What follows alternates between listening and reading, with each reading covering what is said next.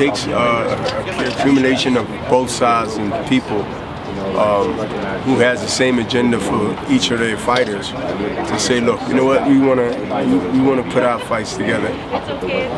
We want to fight anybody, we'll work with anybody, we'll promote, co-promote or promote itself with anybody. Let's put these guys together, let's sit down, let's do the deal, and let's move. Golden Boys always and continue to keep that same mentality and continue to keep repeating that over and over and over again. And let me tell you something, one promoter can't do it in boxing. We all have to work in some type of, I mean, Don King and Bob Arum worked plenty of times with each other. Look at the great fights they had. Look at the great fights they had. The great history of fights that they had for so many years. And they've been rivals for over 60, 70 years. So, but I think now nobody really has a choice unless they just want to commit suicide on a company or any other credibility that they might think they have but don't have. That if working together works, and when you work together and you got the fights that matters, and everybody got contribute piece to of history on both sides or talent on both ends of 2, 3, 4, 5, whatever promoters involved, then it wins. It's a win-win for everybody. So I think it really got to that point now. I don't think you have a choice if you want to be relevant in this business, especially since COVID and COVID still, how TV is reevaluating everything and making adjustments on going into 2022. That's important. You know what I mean? Before it gets here. The plan is planning before you get to 2022, and then you work on 2023 around the spring or the summer of next year. That's how business works. So I'm excited. I'm excited for next year. A couple months ago, we were with you at Bank of California Stadium for the Zutter Ramirez fight, and you frankly you predicted this fight. You said Jaime Munguia versus Gabe Rosado is next, or I'm not black. Tell us, do you remember that night? You remember talking about that with us? I remember not talking about it, but I remember saying it. You remember saying it. So we're here now. Well, one thing for sure, I am black. Without question, you definitely are black, and you look real sharp with your outfit too today, B.I. What do you have to say about the matchup? How do you think the matchup goes? First of all, the matchup is, to me, is fit hand and glove. It's going to come down to who won it the most, who got the best plan. Whoever got the best plan and won it the most, the victory, it's going to be victorious in this. Munguia is not backing down. He's not shy from getting hit or going down and getting up and then destroying his opponents, at least up to now. When you have that mentality going up against Rosado, I don't have to tell you about Rosado's mentality. This is our modern day Mickey Ward and Arturo Gatti. I don't believe you're going to have any feedback that says what the hell I'm talking about when I mention that name. When you have, I said about errors, this fits right into what I was saying earlier about another question about errors, about that error need to stay there, that error need to stay there. But this is our modern day. Those two names I just mentioned, it's going to be that type of war. It's going to be that type of war. But the difference between the styles and abilities that they have in this era, Munguia and Rosado, they both have other things that they're good at. Whereas those two fighters I mentioned, Mickey Ward and Arturo Gatti, was limited to certain things. They ain't really box. They ain't really know how to step back and do the slick stuff and buy some time to get their bearings right because they maybe got hit, maybe got hurt, maybe a cut. I see a lot more of ability on this matchup on both guys' sides. Nobody has advantage in this fight. Listen, Munguia might be, because of age, the favor. But the live dog is Rosado. The live dog is Rosado. And a more dangerous dog too. So the fans win again. The fans win again. This fight here could be the only fight that happens Saturday, and I think people will be still happy about it when it's over with. You mentioned earlier that Gabe Rosado was the most dangerous at this time in his career. Can you elaborate on that? What makes him the most dangerous he's ever been in his career? Because he's been quite good. Because he believes he can win, and he don't come in as an opponent. And when you have a person that went in, always tried to win, but knowing that if he didn't get a knockout, or if he didn't win 10 out of 12 rounds, or 8 out of 10 round of fight, or whatever the rounds are, then he know he ain't getting nothing without taking it. You know what a dangerous man is? A dangerous man that has nothing to lose. Do Rosado got more to lose than Munguia, or do Munguia has more to lose than Rosado? I say it's the first. I say Rosado has nothing to lose. That's the guy I'm going with. The guy I will pay attention to, with the ability and what led up to this. I'm cut from that type of cloth, where that's a dangerous man. That's a dangerous man, because this every fight that he fought since Daniel Jacob is either one more defeat, and they know they was burying him. They already had the shovel in the dirt ready to. So he know that he's fighting every fight. It's a victory to move forward, or dirt to bury him in the graveyard. Bernard, and that's my quote. Rosado mentioned that he's been in 16 or 17 camps with you. What was it about him that made you keep him around for so long? What made him so special? Newsy. He's very newsy. Very newsy. Always asking, watching, why you doing this, why you doing that? He very newsy. And then it grew on me. It grew on me that he was smart enough to ask questions and really humble enough to not thinking he knew everything himself.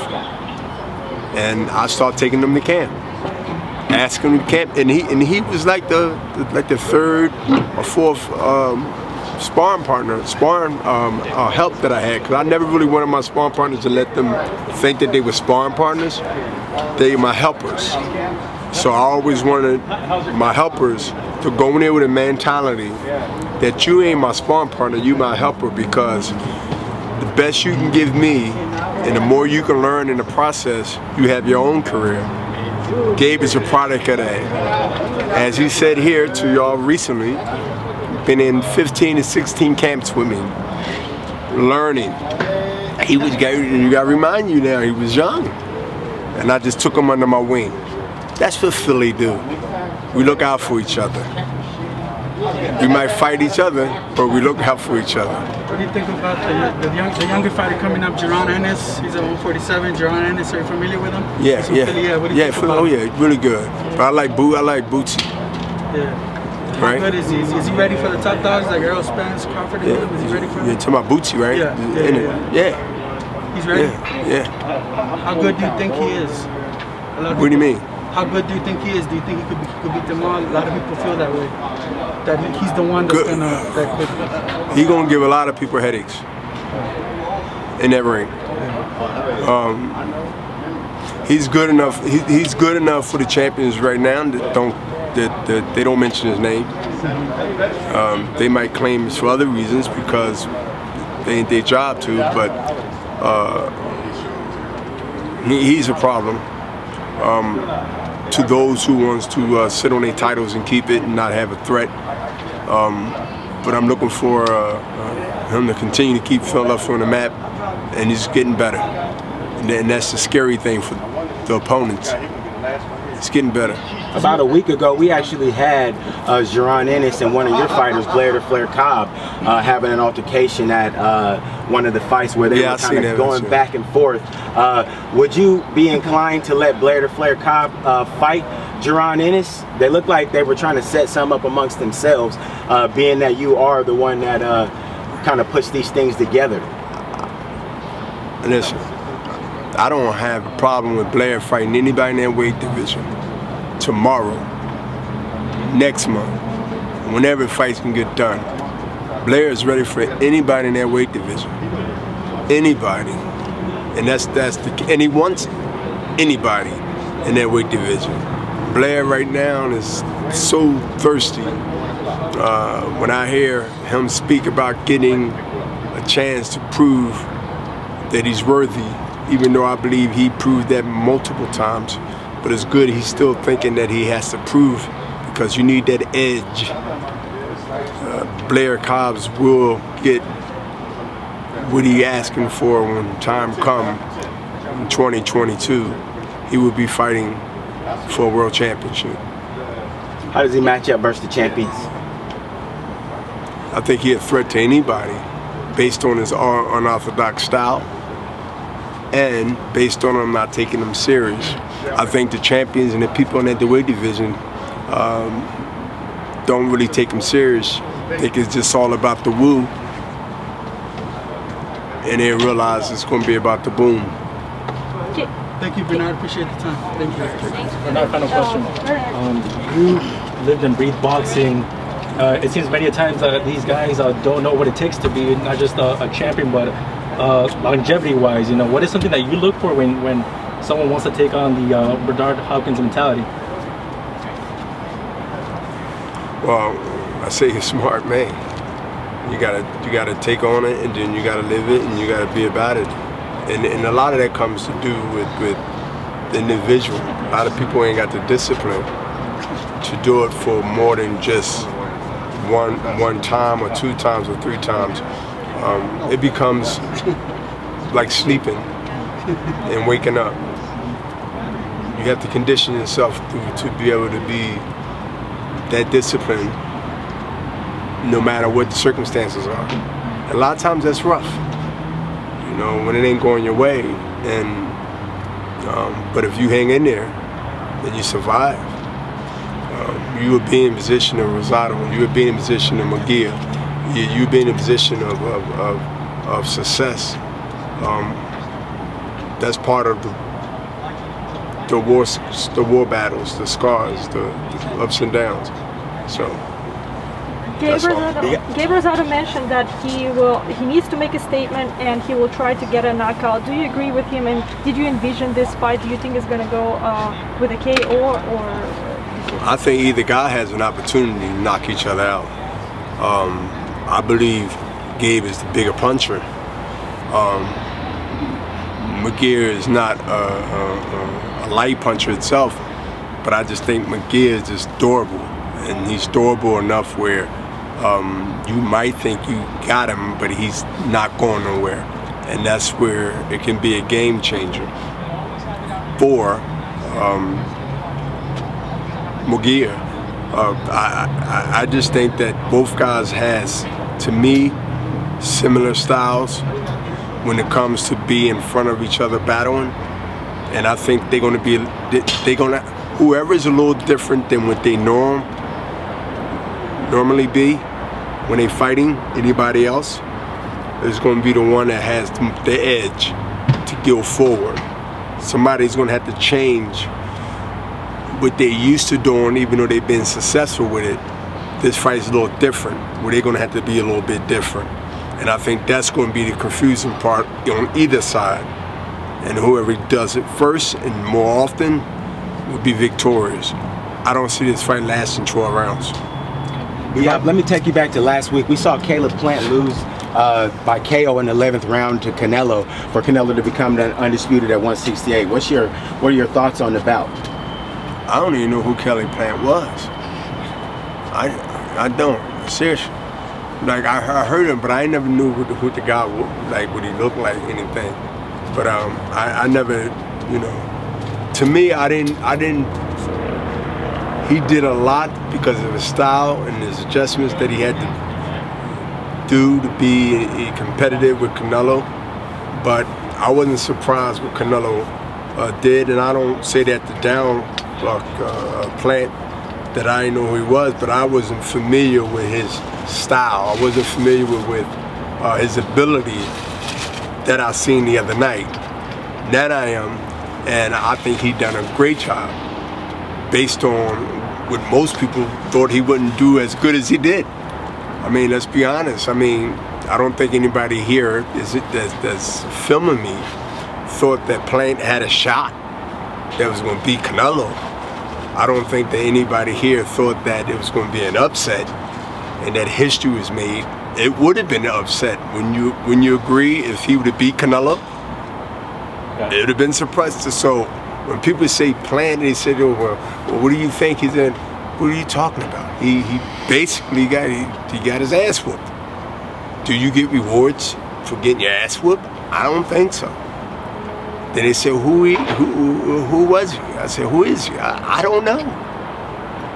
How do you Many rate people Canelo's believe- performance versus Plant? How did he look? From 1 to 10? From 1 to 10, yeah. How did he 5. look? He was a 5 to beat Caleb-Plant, so you weren't relatively impressed by his performance. Who, Canelo? By Canelo's performance, that's correct. I wasn't impressed by Plant's performance. Canelo did what he had to do. Eventually, I just thought he was just carrying him for a while. Then I realized that he was having problems with his style. Because Canelo-Plant was doing a couple of things that Canelo had problems with when he fought Floyd. And that's the shoulder move and the side bounce and counter and waiting for him to deliver himself and force himself on him, and he'll wait to counter.